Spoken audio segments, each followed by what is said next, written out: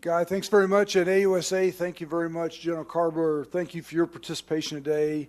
I mean, today has been a pretty amazing day. If you think about a relative who's who in the missile defense, air defense, space business that have walked through this day, if you didn't get anything out of listening to the guest speakers and to the panels, then I think you're probably in the wrong place. Now, I've been described in lots of ways. Bitter end is one of them, I suppose. The way I like to think about it, though, is if you look at the people up here, and we'll introduce them very briefly so that they can get about it. You're talking about rounding out that who's who in missile defense and the air defense business, from commanders and practitioners to those who are setting the conditions for the future in Army Futures Command and in ASALT, who are building the kit for our soldiers to move us into the future. Industry executives that have combat experience in their own rights and have been on this equipment fighting, nonprofits. And then finally, when you get down to the end down there with Colonel Janice Chen, you're talking about, and we've had part of this discussion already, how do you put all this together? And the job of the CDID now is they work with Army Futures Command, and in her case with Fire Center of Excellence, working through the very difficult DOTLM PF issues to make sure that we're not giving our soldiers and the units problems, we're giving them solutions when we get there. So as Guy said, our question today is what to do today and tomorrow, and you certainly have a team of people up here that are going to be able to walk us through that. So I would tell you at the end of a long day, these are the closers, and I think you'll get a lot out of the discussion. So without any further ado, what I'm going to do is turn it over to our chair, General Sheriff. Okay, I'm on.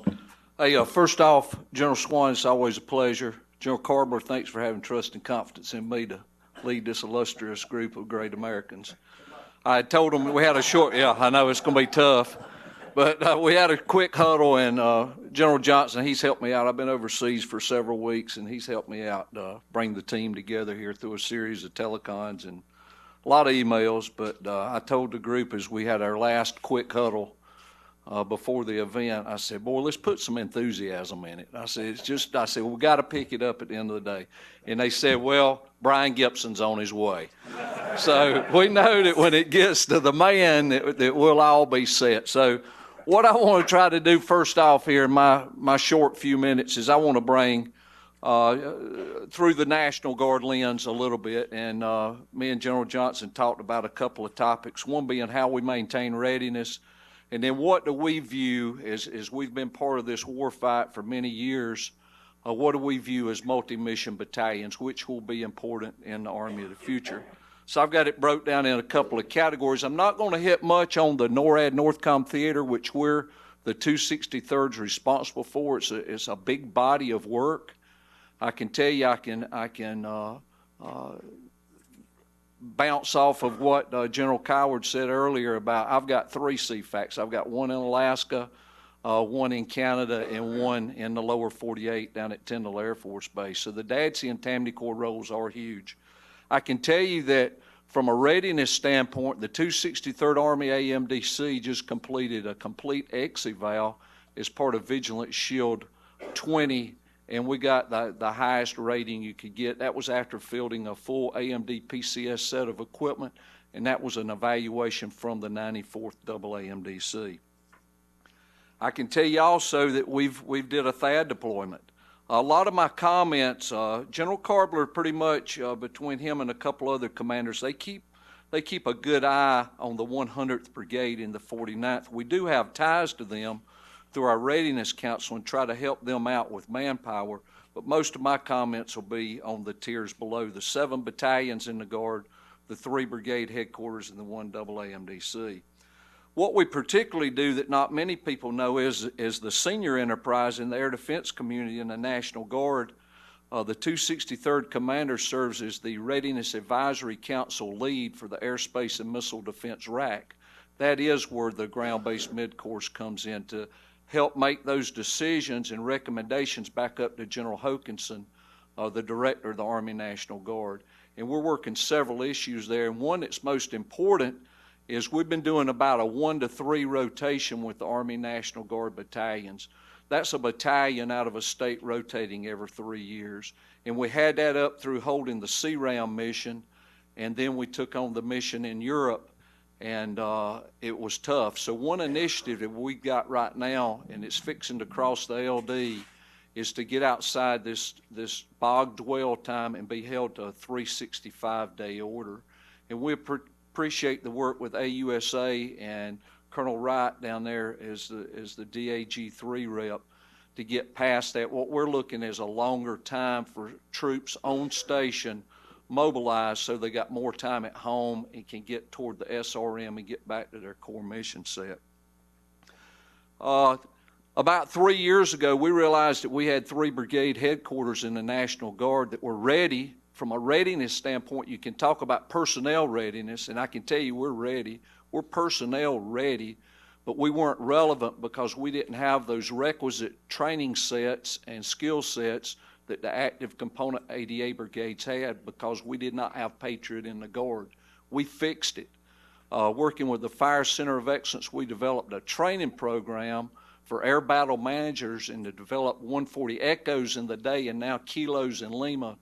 That is a world-class training program, and that's run over our DMO network, and they're out of Anderson, South Carolina. And since then, we're producing the best air battle managers, DAFCOs, in the United States Army. They're graduating at the top of their class. And we've got a partnership with the 108th Brigade there at Bragg to where they're sending their air battle managers down there. So we're very proud of that. And the way we were able to apply it was, guess what? The 10th AAMDC did not have a brigade in theater in Europe. So we were able to put that brigade, when South Carolina mobilizes in 2 weeks, they will be the 4th Brigade headquarters into UCOM and support Greg Brady over there with the 10th AAMDC.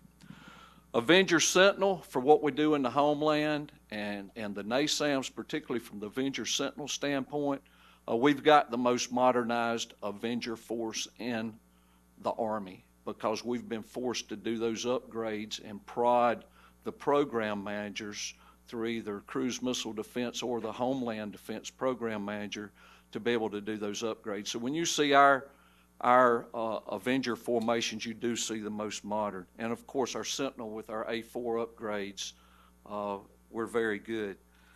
As I said, we've got a brigade in theater in UCOM.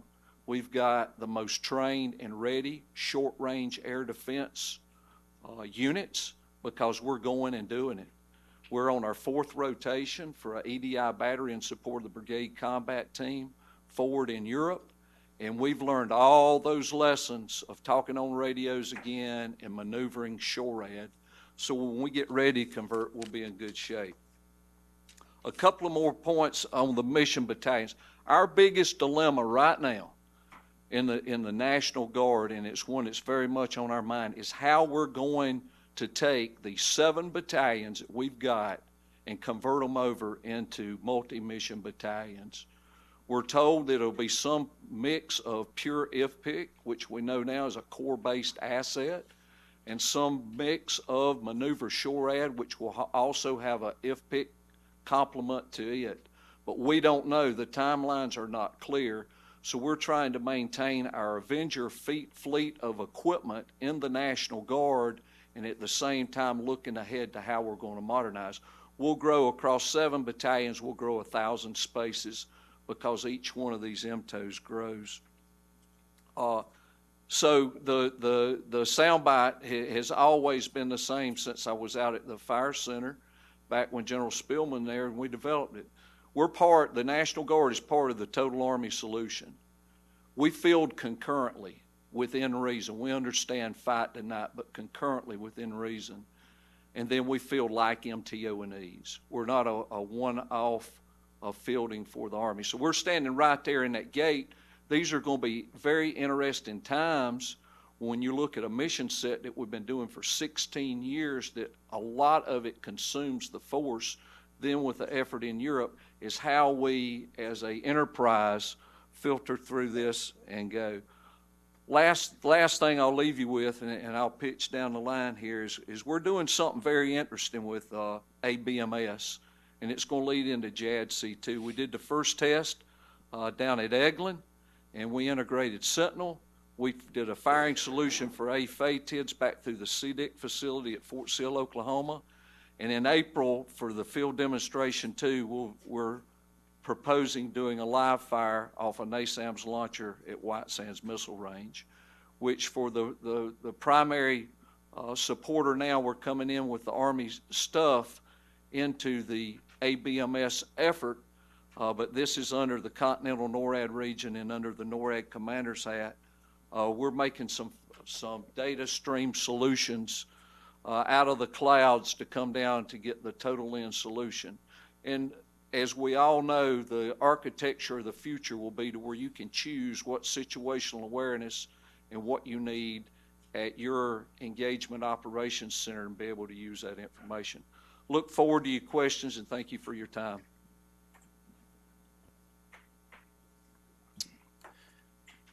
Good afternoon, ladies and gentlemen, General Johnson, General Carbler, General Swan. My name is Colonel Rick Wright. I'm the Director of Demo Fires for HQDA G357, as well as the Deputy Director for Major General Gainey and the Joint Counter-UAS Office recently stood up. First, I just want to say thank you for the opportunity to speak today at the today's Hot Topic panel. It's great to see so many familiar faces. And on behalf of the G3, Lieutenant General Flynn, I look forward to today's discussion. Just to stay consistent with the theme of our panel, what to do today and tomorrow, I just want to share with everybody that the G3 is truly focused on today's air and missile defense readiness and the Army's continued challenge of balancing the risk to mission as defined by the NDS, the risk to force, and the high op tempo that our soldiers are dealing with on a day-to-day basis, as well as the risk to modernization as we move forward toward a multi-domain ready force by 2028. But first and foremost, I can assure you that the G3 is committed to air and missile defense, fielding and sustaining world-class integrated air and missile defense capabilities while ensuring those critical modernization efforts that we've heard about earlier today are executed on time. Again, balancing those risks is a daily challenge for the Army staff. And I kind of compare it to every day when I come to work, it's like working in a short order kitchen. You're just getting orders coming in all the time, but you don't know what's on the menu, so you just get whatever it is that comes in and you just work it real quick, and you try to get those answers to our Army senior leaders so they can move forward with those decisions that they need to make. In regards to risk to mission, from a readiness perspective, in our office, we continue to monitor and interface with the combatant commands, with TRADOC, with FORCECOM, with Janice, Chen, the CDIDs, with the industry, and so forth, as we're moving forward to assist in addressing the never-ending challenge of supply versus demand. We've always got this insatiable demand for our capabilities out there, but as you open the cupboards, you always see that that supply is always dwindling. So that's one of the challenges that the G3 faces on a day-to-day basis, which is nothing new to everybody here in the room. Additionally, the risk to force and the op tempo. Just talking with FORCECOM here the other day, because I also had to pass this on to the senior leaders, is the percentage of dwell-restricted soldiers within the air defense branch is twice that of the Army average. I think that's pretty telling. When you've got that high of a D-to-D restriction on your force out there, it is extremely hard then to turn around and maintain that readiness and keep those forces going forward, but also without having the impacts on retention and so forth and on those families. And then lastly, risk to modernization. Army senior leaders are huge supporters of the ongoing efforts to increase our capabilities, modernize our force, because they know the threat out there is ever-changing. Again, it's that balance of how do I maintain risk to mission, balance that with the op tempo of our soldiers, as well as not allowing it to derail our modernization efforts at the expense of the future Army's capabilities. So with that said, I'll close for now and look forward to any questions from the panel. Well, thanks, Rick. Gentlemen, and lots of friends in here from our past service. It's good seeing you. Sid just walked out the door, so that's good. But he's probably listening over the microphone. But seriously, if you read the news today with what he had published, or you read it every other day, it just complements what you just said, Rick, and what others say, that it's a pretty vibrant time to be doing what all of us get the privilege to do. General Rasch and I had the privilege of 3 days of our life of being on the Hill for the past 3 days of our life, so that adds more vibrancy to that daily battle rhythm that occurs. But it reinforces that the show is General Rasch, General Sheriff, importantly. So all questions need to divert to him when it comes to what we're doing inside of trying to develop something. But from a CFT perspective, it's been an exciting past 6 months. To a year. The Army leadership has remained committed to not only this CFT, but the rest of the construct that they've put in place organizationally, the construct they've put in for trying to make puts and takes in bills and programming. And what's that mean to us inside of air and missile defense for the modernization side of materiel? We're not changing our priorities, and they stay true to this day as they have been. The Integrated Battle Command System is first and foremost. We go into limited user tests with that in the next couple days. That fundamentally alters the way we employ.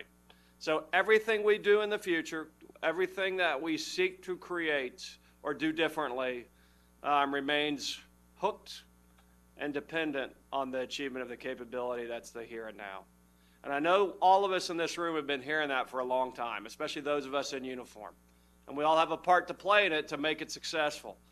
But I will tell you, the concepts of the joint force with JADC2, which is broad and to be developed further in front of us, along with other systems that are out there from our services, this particular system, when successful, is an Army pathfinder for hooks into JADC2.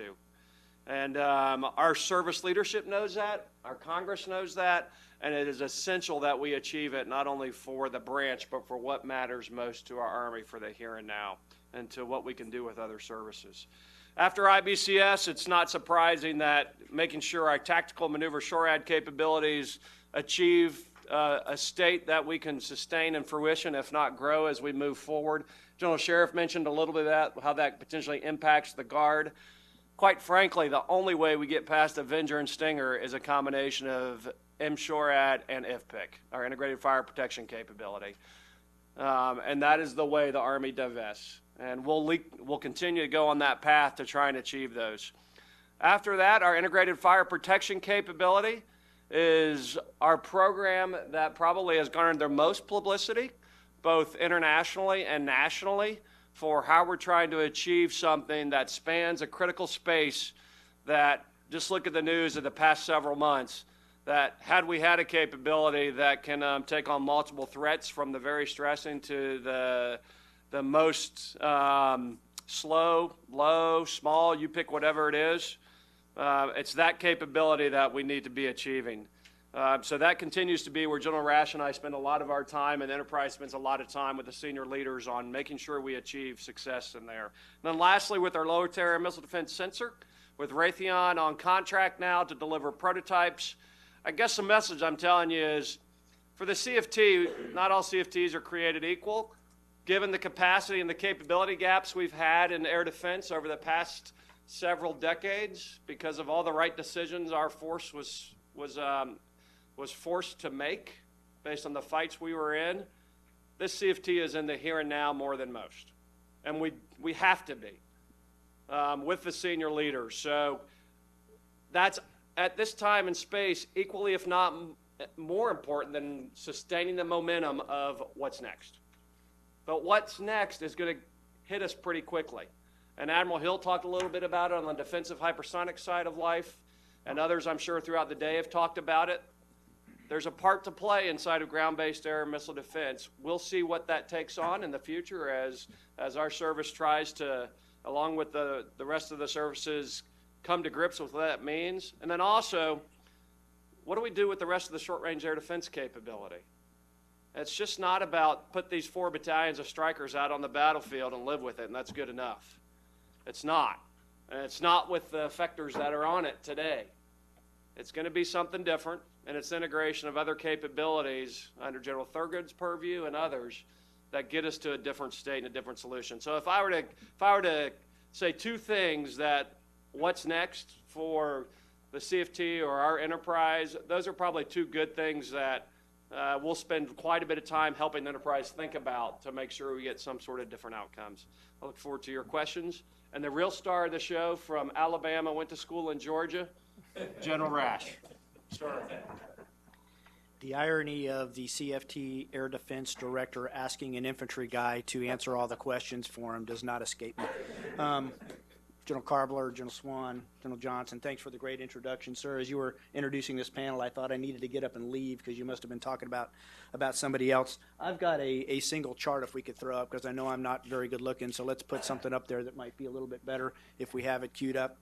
I think General Gibson did a great job of describing the things we're doing now, and it's not lost upon any of you that we have a tremendous gap in capabilities, and we have a tremendous gap in capacity. There we go. So that's the here and now. Those are the things that we're working every day across the PEO, across the PMs, to make sure that we can fulfill those capacity and capability gaps. So then you got to think, well, what's next? And within our PEO, we've spent it's actually gone back about three PEOs, 3 or 4. But over the last 2 years, I've really done a focus study on new national defense strategy, new multi-domain operations construct. Are we set up for success within our PEO, not just for the requirements of today, but the requirements of tomorrow? So when you look at this chart up at the top, you don't have to read all the stuff in the bubbles, but that's basically multi-domain operations from left to right. You've got compete, penetrate, disintegrate, exploit, defeat, recompete. And so we spent time trying to figure out where do we fit at PEO Missiles and Space with all the things that we do, where do we fit within that construct? And it's really the middle 3, the penetrate, disintegrate, and exploit and defeat. And then we asked ourselves, are we set up to support these concepts from requirements to material capability properly today?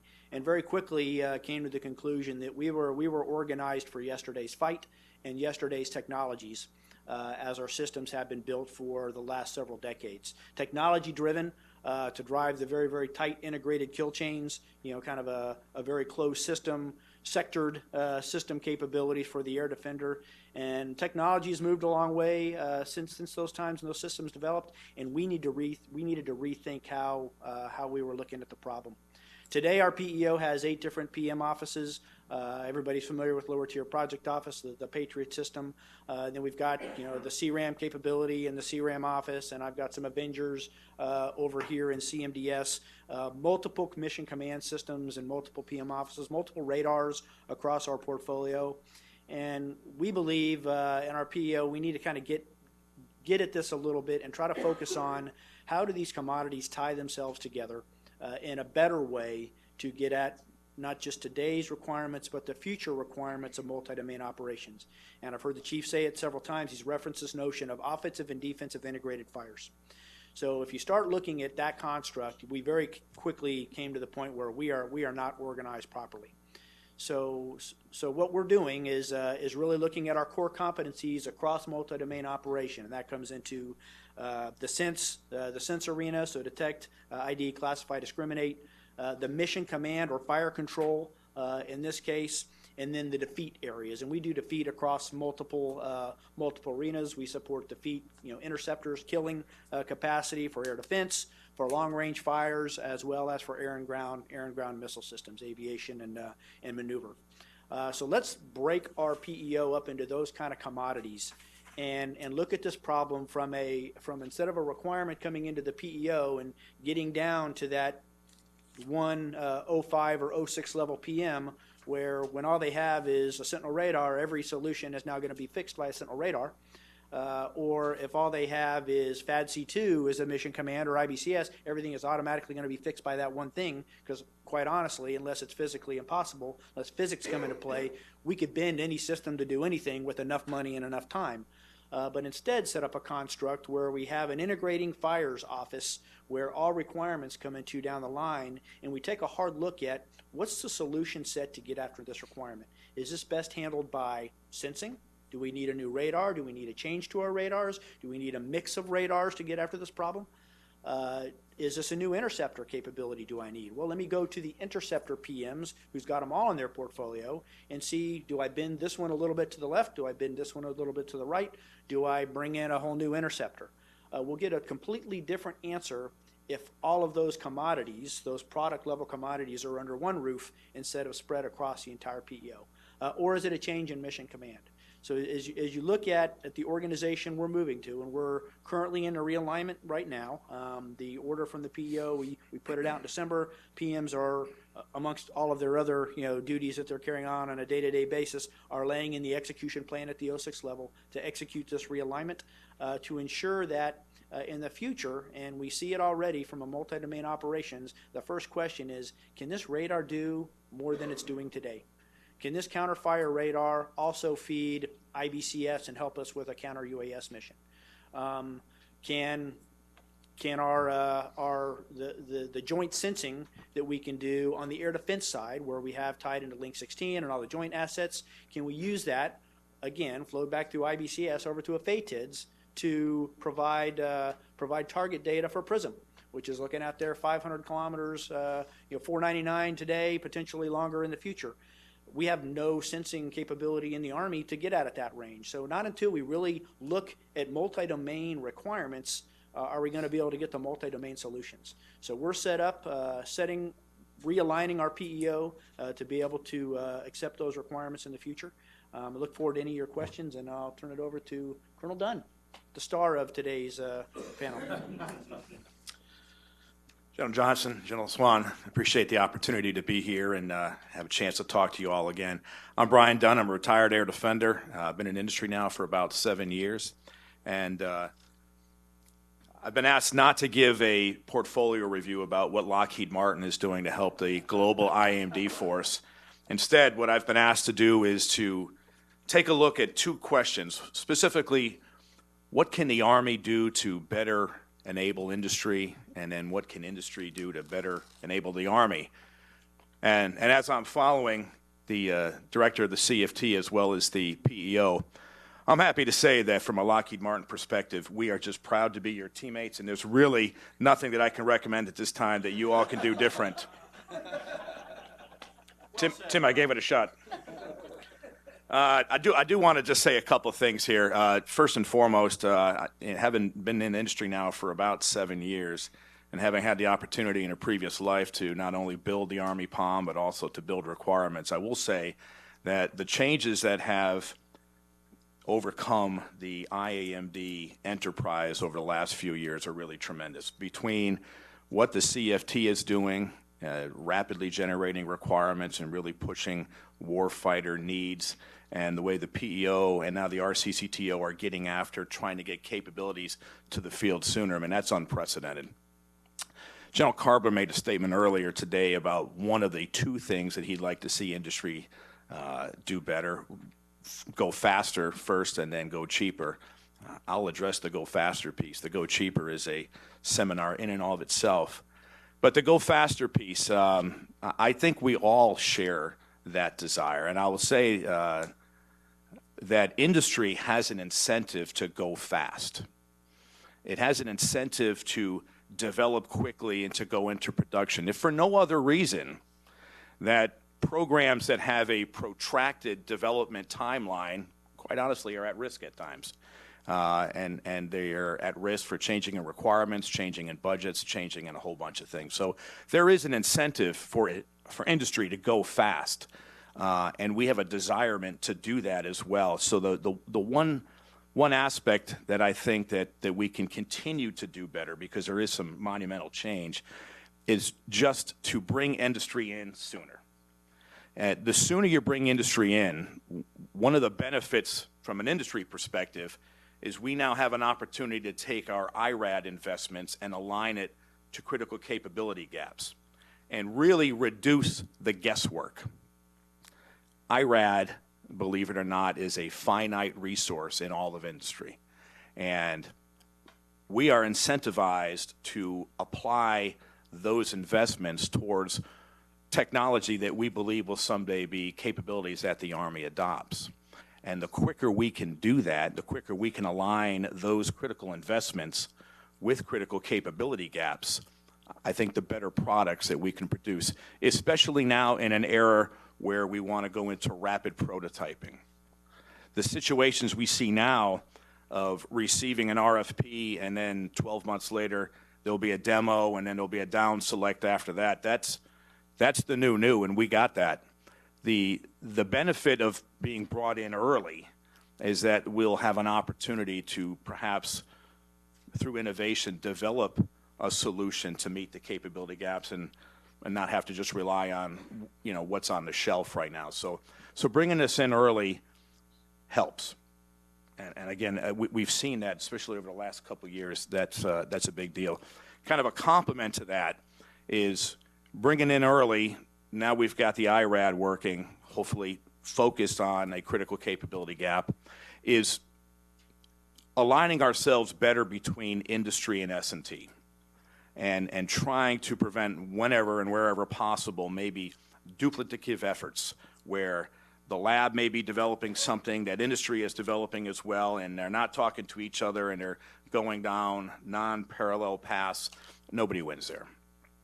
So the opportunity now, as we're moving towards this rapid prototyping and we're trying to focus investments, if industry and S&T can be better aligned, now we've got the benefit of the government now having an opportunity to really shape the innovative IRAD investments from industry, and then we've got the opportunity of being able to develop something that's going to be closer to what the end state wants to look like.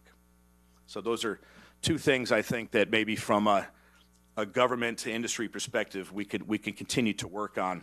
And then naturally, what can industry do to better enable the Army? That list is probably exhaustive. But what I will say, and to kind of tag on what General Rasch had just mentioned about the purpose of his realignment, we're finding ourselves as well having to, as I like to refer to it, to organize for agility. We've got several different aspects of the acquisition process now that are new to us, and we're finding our way on how we're going to best integrate our activities with these new organizations, not only the CFT, the RCCTO, the new contracting vehicles, the new organization of the PEO. So we've got to figure out within industry, what can we do to better organize to be more responsive? Industry is slowly learning the requirements for rapid prototyping. That was not something that I think was intuitively obvious to us a few years ago. That is the new reality, and with that new reality comes the requirement to better organize. And so that is something that we're truly taking a look at. And I guess the last thing that I would say that industry can do or try to attempt to do better is to look at critical capability gaps from a mission solution standpoint and not necessarily just from a new piece of technology standpoint. And what I mean by that is when we're brought in and we truly understand what the capability gaps are in relation to the operating environment and the commander's intent, there's an opportunity there to take a look and see really what's within the realm of possible of trying to solve that mission rather than trying to perhaps just develop a better effector or a new widget. And industry, believe it or not, has an incentive to do that as well. And we're doing a lot of that work right now with integrated IAMD. Industry-wide, though, we can sometimes focus more on trying to solve a mission than trying to just solve a new critical capture. And with that, I will end here, pass it on to my colleague, Colonel Matt Tedesco, and wait for questions. You've always been a hard act to follow, Brian. I'll tell you that much. Good afternoon, everybody. My name is Matt Tedesco. I am a newly minted business development person, work for the great company of SRC out of Syracuse, New York, not-for-profit company. I would like to thank AUSA for inviting me to participate in this panel. I appreciate that. I've had a whopping 8 months of experience at this. Coming out of 28-year Army career, I got double minted twice being a Tickum, and they finally got rid of me, but I was at time at Fort Sill and also at SMD Strat. But I'd just like to, there's a lot of things Brian has covered that I can reemphasize some of the points. You know, it's late in the afternoon, but I'll hit some high points here just to reiterate. I think for industry, that, you know, things that have helped industry be better partners of the Army is definitely the stand-up at the CFTs. That has helped focus. Industry has gotten the attention where the CFTs and the Army priorities are, so they can focus their efforts instead of just chasing their tails around, not knowing where all these requirements are coming from. That is helping, and that's good. RICTO, bridging the valley of death between the TRL, getting a prototype out and turning it into a program of record, is helping with, I believe you, General Rasch, you agree with that, it's helping move programs along in this state where we can't get through milestone A and get it to milestone C, which I've seen the time I was on active duty. I would support what Brian has said about, I would think the new valley of death is the S&T piece. Okay, my company is more research and development. We have a limited production capability. You know, we've done things like the Q-50 and Crew Duke and a bunch of other things, but I would think that if we got a clear vision of where the S&T longer range priorities were and making sure, because you can go to different places in the government, you get different answers. There's a lot of confusion, and I think people within the government know what I'm talking about. There's always been, I think, and I definitely see it on this side now as industry, you get different answers from different places depending you meet because of different priorities, different funding strains, protecting your turf, everything else, but that'd be helpful to help streamline that, especially when it comes to long-term S&T. I'll tell you, the joint requirements, no one likes that because services are the ones that get money to execute things. Combatant commanders do their JUONs, and the service have to suck it up to bring the capability on that's needed in the field. But I'll tell you, there's a lot of capabilities I've seen in my military career, but now providing services to the government that are duplicated. And you know, the whole effort with the JCO that General Gainey is doing is helping streamline things, and I think will help save the money for the DoD, but also provide, I think, a better product that industry can develop for you to support the effort. And finally, the one thing I'll also add is I grew up as a short-range air defender, Vulcan, Stinger, Bradley. I love seeing a boom, okay? And it's hard now that I'm now with a company that does not build things that go boom like his company does.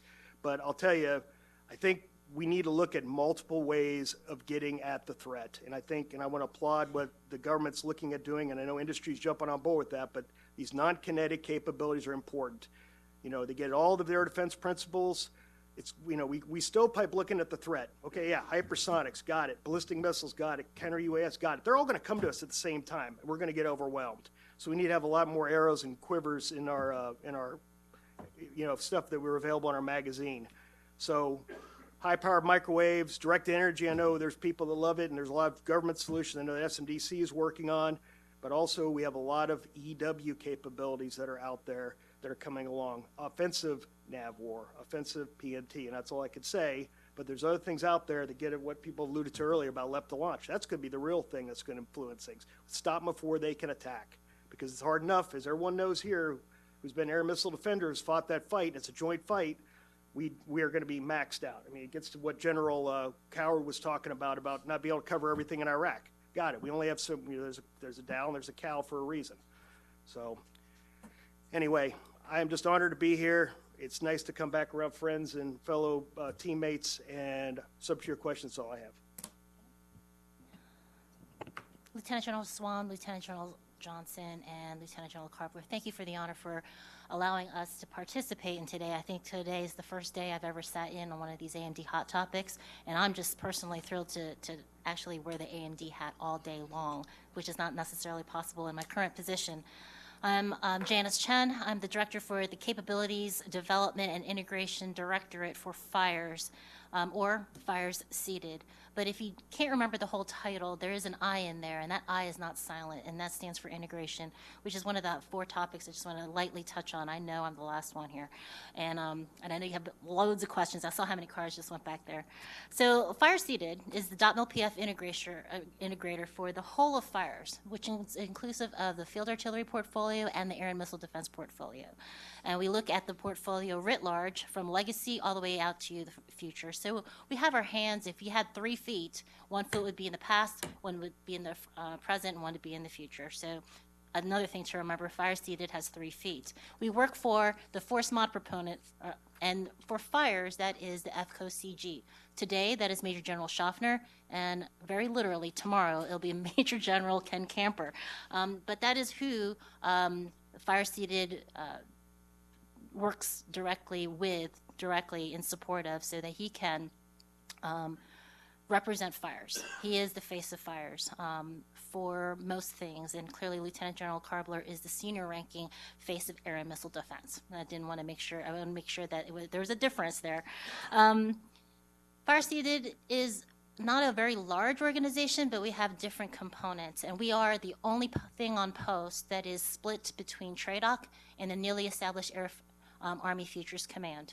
I have 5 Army Capability Commands, formerly known as TICMs, 2 on the air defense side, 3 on the FA side, and they are TRADOC assets. Also TRADOC assets are the Multi-Domain Task Force TRADOC Project Office.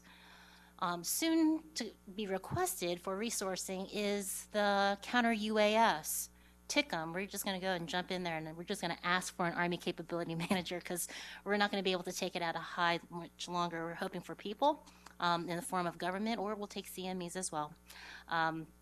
But on the other side, the pure AFC side, we have 3 divisions. Those are the guys that write concepts, requirements, and then they experiment. So the Fires Battle Lab that runs the annual MIFIX, the Maneuver Fires and Maneuver Fires Integration Experiment, they're out of the seated. We work in tandem together. We don't do anything alone. We do everything with each other. So the integration actually starts from inside the Knox Hall, which is where we are all co-located. And then when you work concentrically out, we work with the ADA and FA commandants.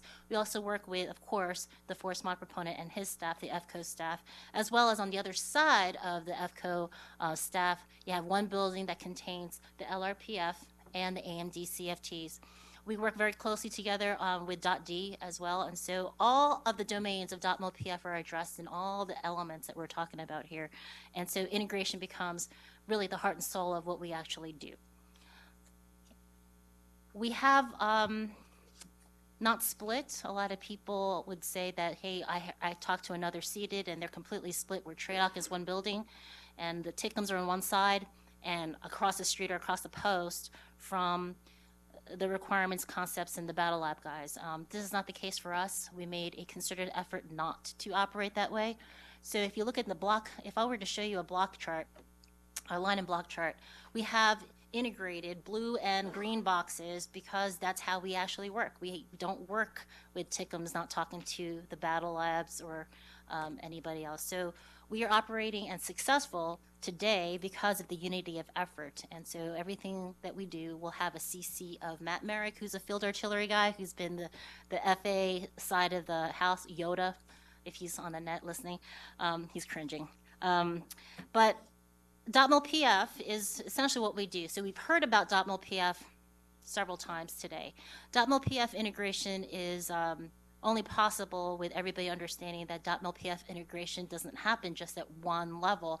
It happens in the TICMs, it happens at the CFTs with the CDIDs, and it's happening right here at the CDIDs in accordance with AR 5-22, and currently only TRADOC regulations hopefully will be echoed by Army Future Command regulations. The CDID is the integrator for the force mod proponent.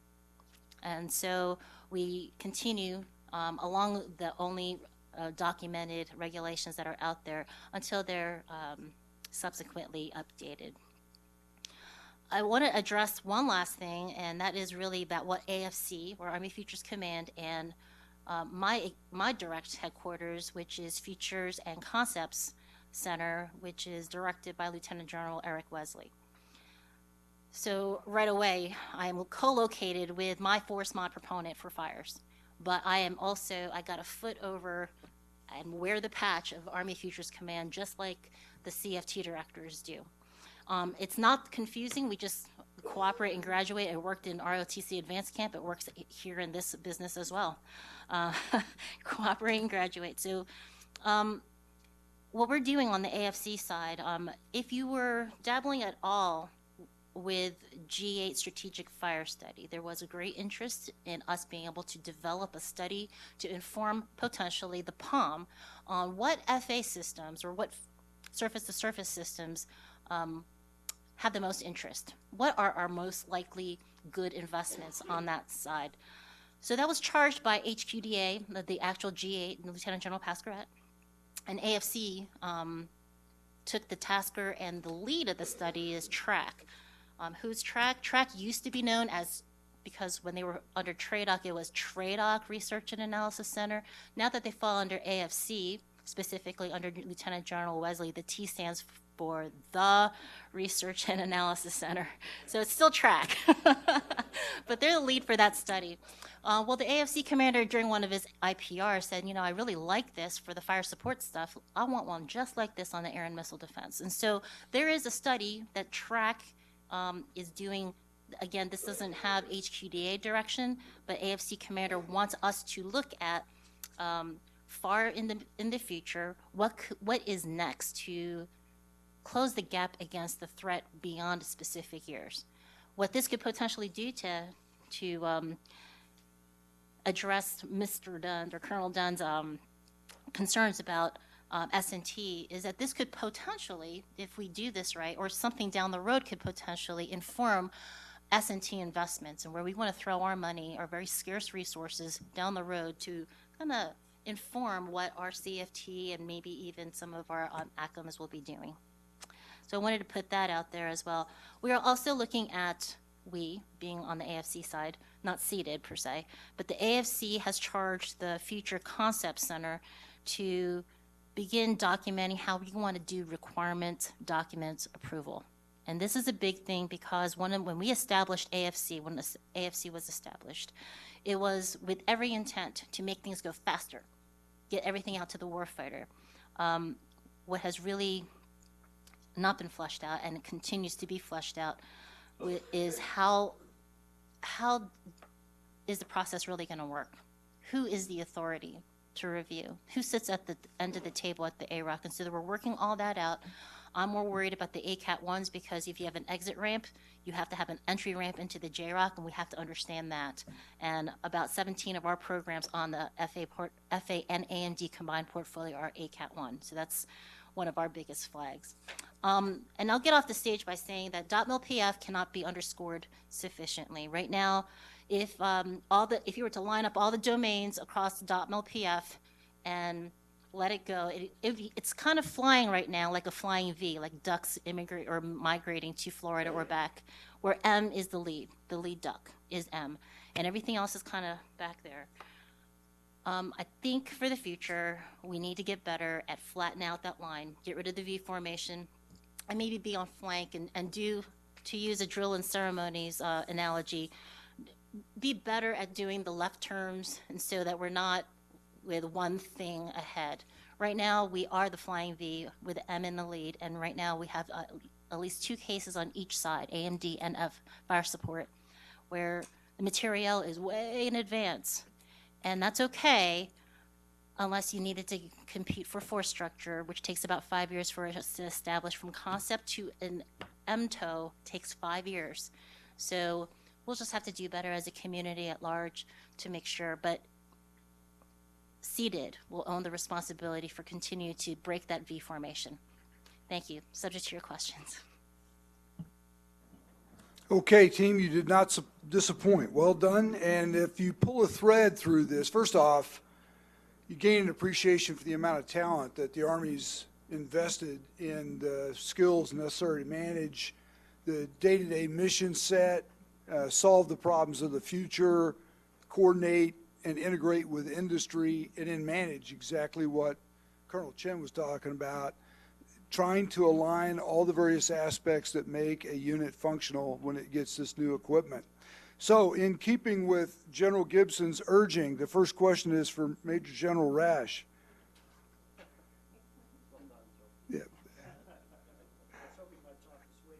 No, you weren't persuasive enough. In fact, your briefing, I think, probably egged this on. The question is, how has your PEO fared in the recent night court budget review, and where are you having to take risk? Actually, if you look across the last 3 or 4 years of the night court, given the capacity and capability, and quite honestly, the expense of air defense systems, we've actually fared very well.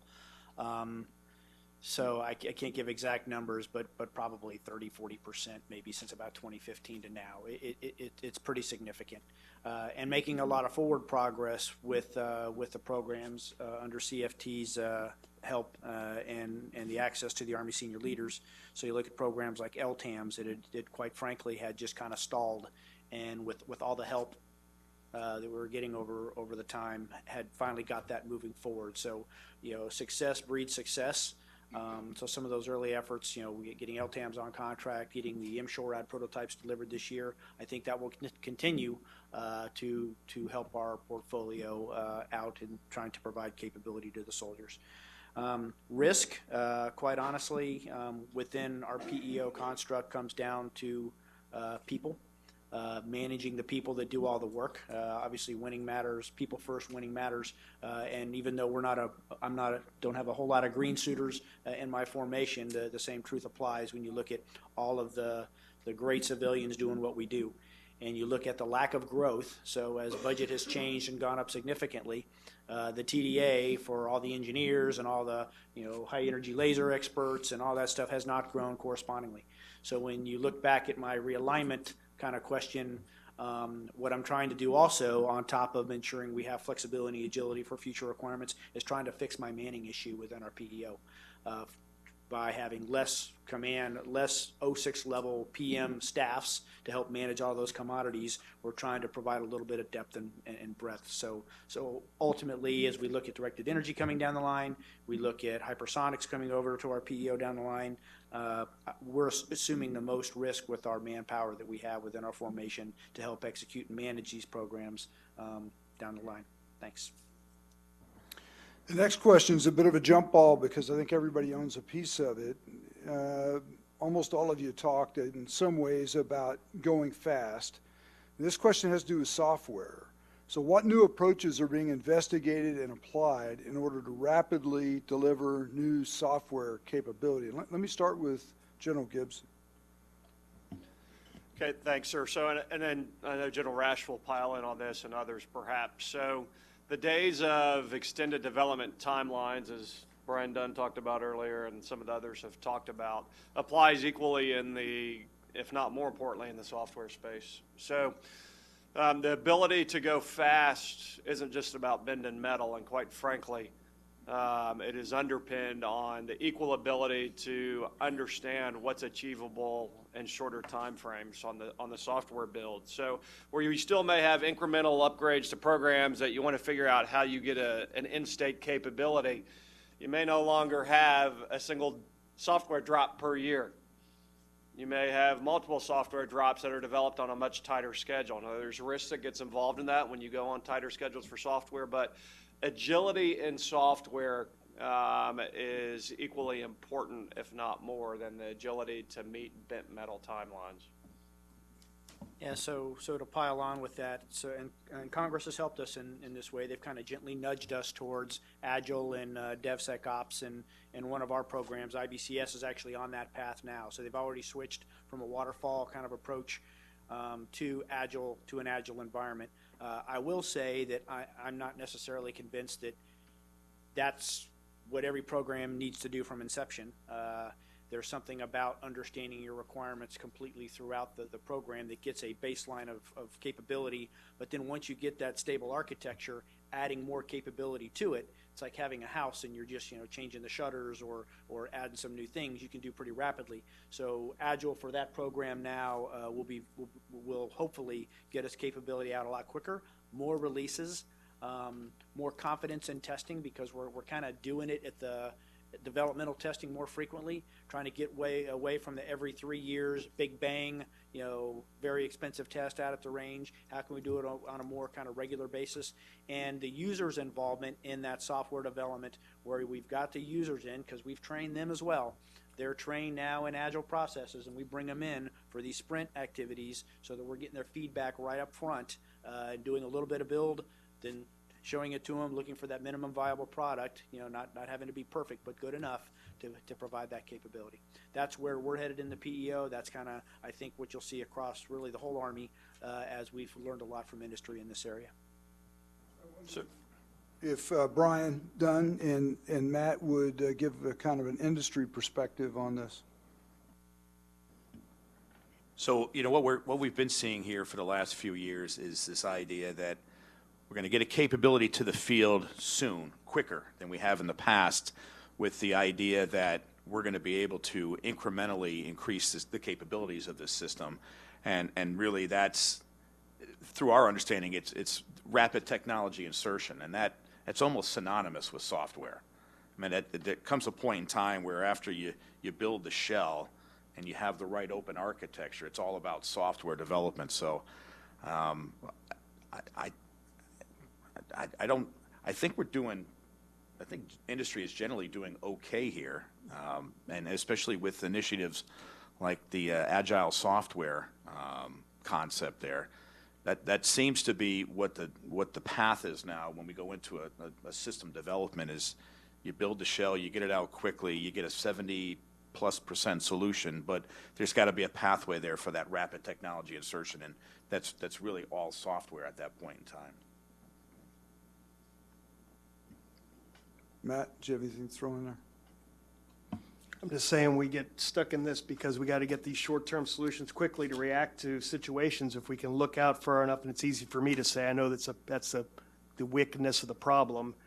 It gets back to this long-term R&D and S&T development. You can have more things on the shelf. I know you want to get a threshold capability out there right away, and then you want to look for an incremental improvement to get to that objective, but it would help. It's a long-term solution versus a Band-Aid. Sir, I also just want to kind of chime in. This may seem kind of odd coming from somebody from the G357, but I'm going to take that hat off. I'm going to put on my my Joint Counter UAS office hat on. Because on 6 January, when Major General Gainey was briefing the SecDef on his implementation plan and so forth, one of the tasks, directed tasks that came from the SecDef was, I also want you to come up with a rapid response team concept for counter UAS. Because what we're seeing from the warfighters out on the battlefield is the enemy, with this technology that is rapidly evolving with UAS, they can quickly modify those systems to defeat or be evasive of our capabilities and so forth. So one of the tasks we have to come back in the first 90 days is to come back and brief him on a rapid response capability concept. And some of the steps that we're already working with Lieutenant General Thurgood and his team is he's working with all of those service and all those PMs to consolidate the threat database library. So everybody's got a common threat database library, so they can push that out to all of those systems that are using those capabilities, as well as we're working with DDS to identify what would a rapid response threat team look like and how quickly can we get them out the door, 24 hours, 48 hours, 96 hours, to get down there and address these capabilities or gaps and get a solution out there. But the other challenge that we have is that's all reactive. What we don't want to do is be in that reaction mode where we're getting a call from a warfighter, help desk, hey, I need help out here, my system's not working, what can you do? We want to be proactive as well.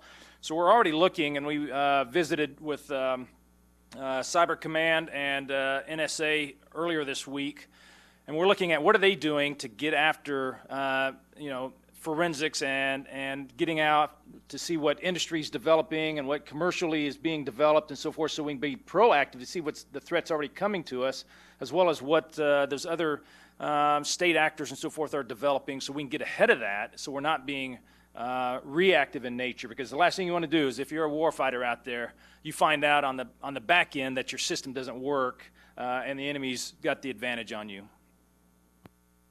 Okay, thanks, team. The next question, I think, was submitted by General Rasch. It's for General Gibson. General Gibson, you mentioned you discussed how IBCS is an Army hook into JADC2. Could you elaborate on that?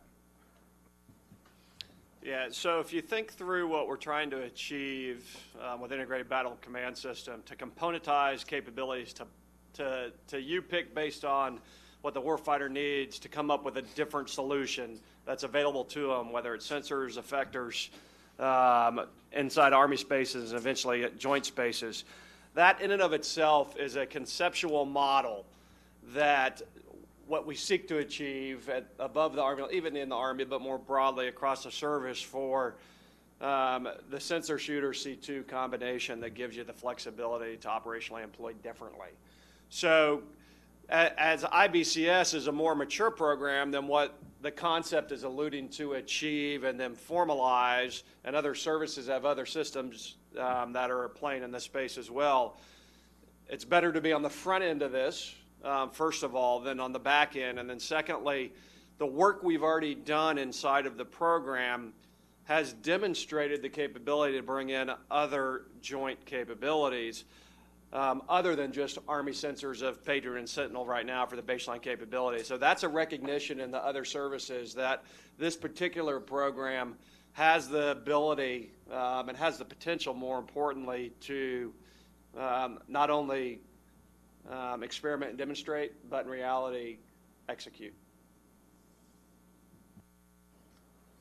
The Colonel, I'm sorry, do you want to jump in there? No? I said well done. Oh, thank you. Yeah, he answered your question well. Colonel Chen, we've talked a lot about going faster. That really puts a lot of stress on all the things that you talked about. So the question is, how can we reform force management practices within the Army to make force structure changes more flexible and be able to try to keep up with this speed?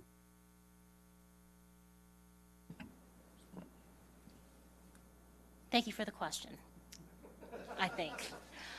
Well, actually, force management, force structure is one of many areas. Like, so organization is force structure, and that's one of the many domains other than the M that have been not the lead duck in the flying duck formation, flying V formation. Nothing but the M right now, from our perspective, until otherwise documented, has gone faster in process. But we have every faith in, we have every belief that when we come to how we're going to document this faster requirements process, which is being led by FCC, that we will be able to, because we are all living that same story, all the seateds are living the same issue on how do we make everything catch up, to include force management and force design updates. How do we make that faster? We'll be able to look at how we can potentially start looking at the pre-submission, the routing of the force design updates departs a COE, goes into the O domain owner, which is at this time Lieutenant General Rainey, and then out to FM.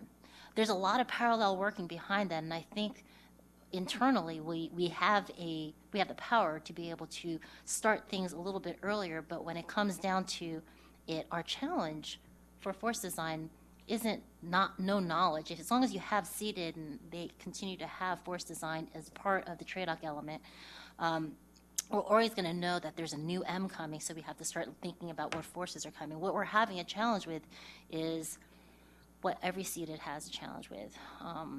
In the last 18 years, we have seen significant erosion in our just FA and AMD alone. Our force structure, our operational force structure, has been the bill payer for several things that were the Army priorities for the last 18, 20 years.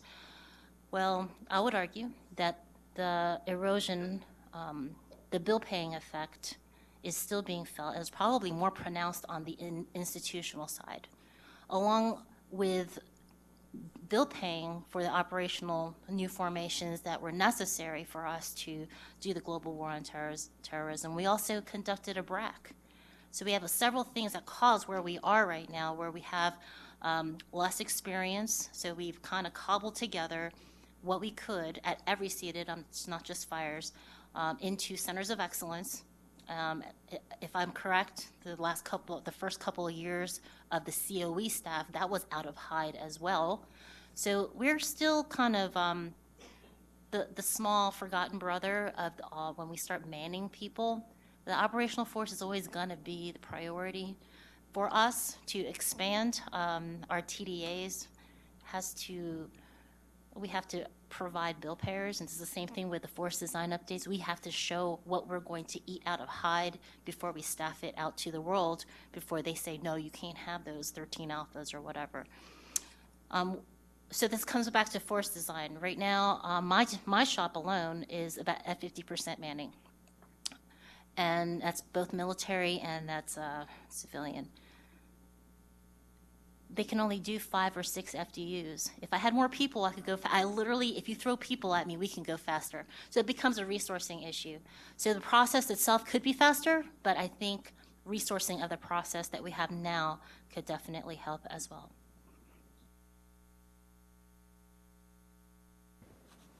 With the time we have left, just a final comment from each, and I just ask you to think across today, not just our panel, as kind of the parting shots for this AUSA hot topic, and give everybody a chance to think, except Janice. I'll let you start. Okay. So without thought, I would say, good, I just paused, okay. What? Air and missile defense is 50% of the overall warfighting function of fires.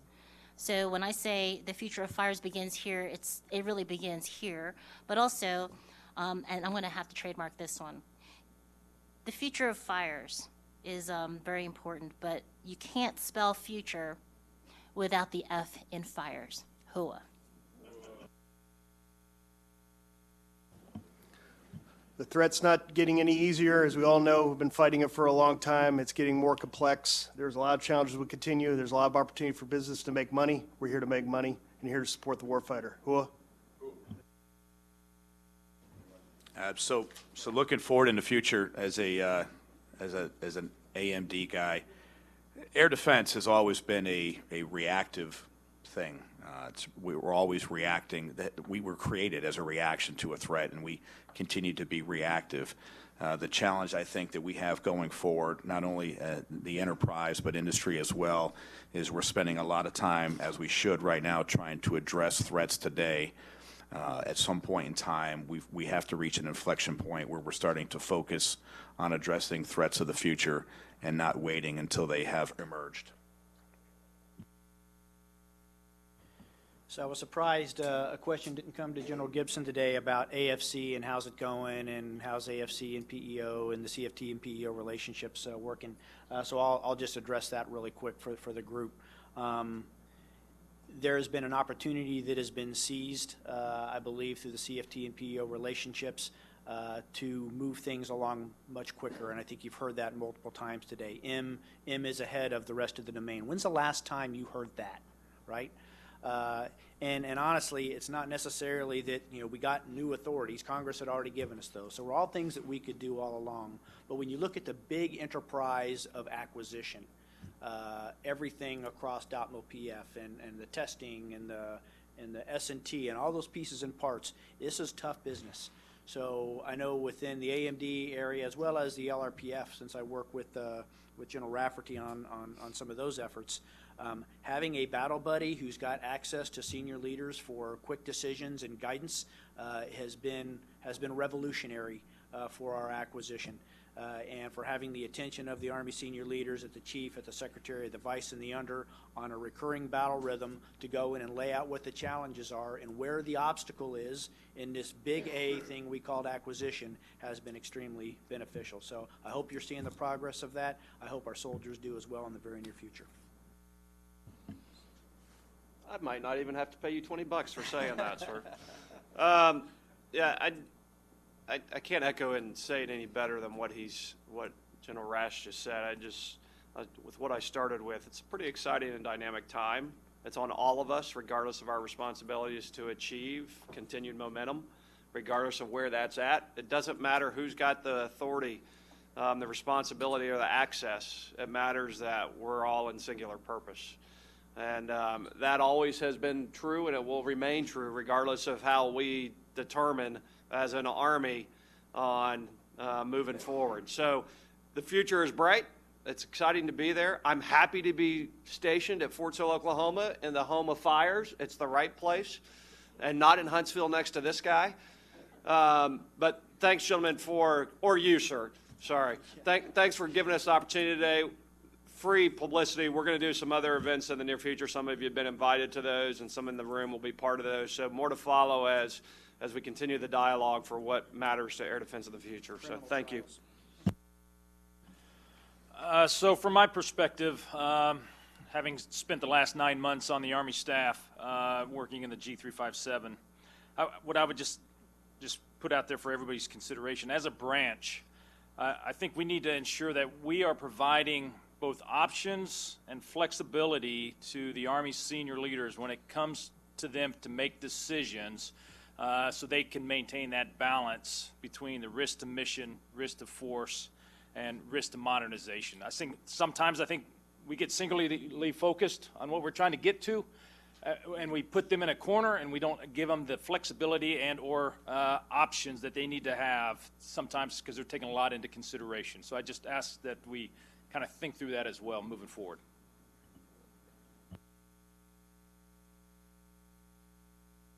A couple of things hadn't changed over time, and that's how you do air defense design and the basic principles an air defender learns in OBC. CVRT, mass mix mobility, all of it applies. The other thing that hadn't changed over time is there will never be enough air defense to go around. If you think there will, you're kidding yourself. So where we invest in what we decide to put forward in these concepts of maneuver SHORAD, of the big ticket items with ballistic missile defense, is going to be important for the soldiers, airmen, and sailors that follow us. My last comment, if you hadn't got a football team to pull for, come to Clemson, South Carolina, and I'll show you a world-class college football Division I program. Thank you. And on that, and he did it right at the end so nobody could refute him. On that note, please help me in thanking this panel for the time that they put into this.